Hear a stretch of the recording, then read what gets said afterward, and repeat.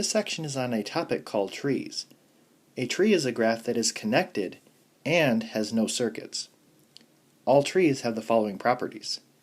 There is one and only one path joining any two vertices.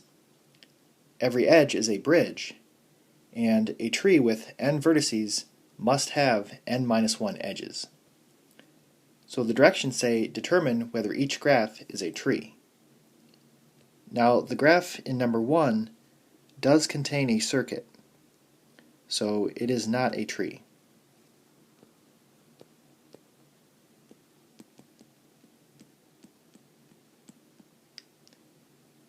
The graph in number 2 is disconnected, so this is also not a tree.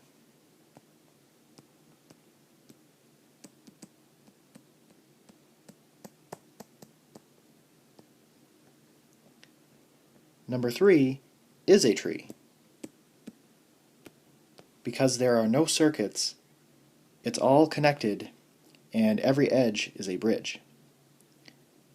And lastly, number 4 is not a tree because it does have a circuit.